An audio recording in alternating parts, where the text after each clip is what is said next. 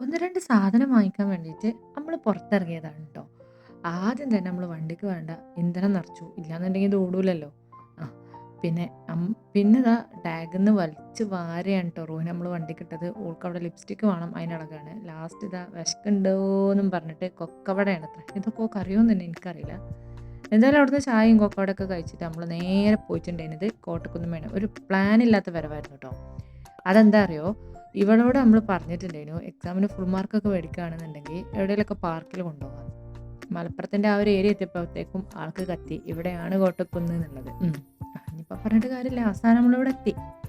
അങ്ങനെ ഒരു അനുഭവം ഉണ്ടോ? നല്ല ഹാപ്പിയാണ് ട്ടോ. ഇവർക്ക് 2 പേർക്കും പുറത്തിറങ്ങാൻ നല്ല ഇഷ്ടമാണ്. അതങ്ങനല്ലേ വരൂ. ഇന്റെ മക്കളല്ലേ. പിന്നെ ദാ കറങ്ങി തിരിഞ്ഞ് റൂഹി കുറേ നേരം വെയിറ്റ് ചെയ്തിട്ട് അതിൻ്റെ ഉള്ളിൽ കയറിയിട്ടുണ്ട് ട്ടോ. ഇനിയിപ്പോൾ ഓളെങ്ങനെയെന്നറിയോ? ഇവിടെ പൊന്തിയാൽ അവിടെ കാണും. അവിടെ കണ്ടില്ലെങ്കിൽ ഇവിടെ പൊന്തും. അങ്ങനത്തെ ഒരു സംഭവമാണ് ട്ടോ. അപ്പോൾ നമ്മളിങ്ങനെ നോക്കിയിരിക്കണം. ഏത്? കുമ്പിടി. അതന്നെ. നുഹക്ക് ഭയങ്കര ഇഷ്ടായിട്ടോ. പക്ഷെ റൂഹി ഈ പ്രായത്തില് ഇതൊക്കെ പേടിയായിരുന്നു. ഇപ്പൊ കണ്ടോ വരുന്ന വരവ് കണ്ടോ കുഞ്ഞിപ്പുഴുവിനെ പോലെ. ആ ഗ്രീനിൽ കൊണ്ടുപോയി നിർത്തിയതായിരുന്നു ഓൾക്ക് കയറാൻ വേണ്ടിയിട്ട്. പക്ഷെ എനിക്ക് പിങ്കാണ് ഇഷ്ടം. ഞാൻ പിങ്കിൻ്റെ ആളാണെന്നും പറഞ്ഞിട്ട് ആ പിങ്ക് വലിച്ച് താഴെയിട്ടിട്ട് അതിൽ കയറിയിരുന്നു കേട്ടോ. ആൻഡ് പിന്നെ ഇതാ ലാസ്റ്റ് 2 സ്വീറ്റ് കോണും 2 ഐസ്ക്രീമൊക്കെ വാങ്ങി നമ്മൾ ഷെയർ ചെയ്ത് കഴിച്ചു. ആൻഡ് നേരെ അവിടെ നിന്ന് ഇറങ്ങിട്ടോ. കാര്യം നമുക്ക് നിസ്കാരം മസ്റ്റാണല്ലോ. അപ്പോൾ കുറേ നേരം അവിടെ നിന്നില്ല. പിന്നെ പെട്ടെന്ന് തന്നെ അവിടെ നിന്ന് ഇറങ്ങി നേരെ നമ്മൾ പോയിട്ടുണ്ടായിരുന്നു. നിസ്കാരമൊക്കെ തീർത്തുട്ടോ. പക്ഷെ അതൊന്നും വീഡിയോ എടുത്തിട്ടില്ലേനു.